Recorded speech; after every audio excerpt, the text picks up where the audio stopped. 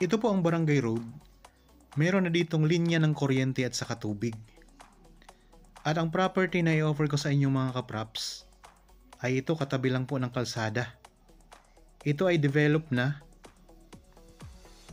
at napapalibutan na po ito ng bakod na barbed wire. So mula po dito sa gate mga kapraps, ito po ang simula ng property. So ayan po, libutin natin ito. Panoorin nyo ito hanggang sa dulo at napakagandang property ito mga kapraps. So dito sa bungad ng property, may mga tanim po ito ng mga prutas at mga punong kahoy. Meron ditong mga puno ng santol, langka, at iba pang mga pananim.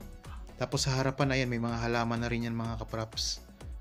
Merong part na simentadong daanan mga kapraps. Tapos may mga graba na rin po yan papasok doon sa loob ng property. Ayan naman po ang bakod na barbed wire. Simentado na rin ang mga poste niyan mga kapraps. So ayan, sa entrance pa lamang, kitang kita mo na po ang ganda. Mayroon po ditong dalawang source ng kuryente. Ayan po, mayroong solar at mayroon na rin po ditong Meralco. Tapos dalawa din po ang source ng tubig. Dito mga kapraps, pwede po kayong magparada ng inyong sasakyan. Ayan, malawak din po ang parking area mga kapraps.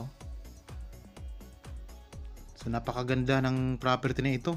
Maaliwalas ang simoy ng hangin at napaka-presko mga kapraps. Dito may mga tanim na nakarabaw grass. Ayan ang lupa. Tapos tinatanam na rin po yan ngayon ng mga kalamansi. Mga bagong tanim lang yan mga kapraps, mga kalamansi dito sa harapan. Ang property na ito ay matatagpuan natin sa bayan ng Cavinti, Laguna. Ang kabuang sukat nito ay 5,000 square meters. Sa ngayon, ang hawak na dokumento nito mga kapraps ng may-ari ay tax declaration, pero ito ay ready to title na.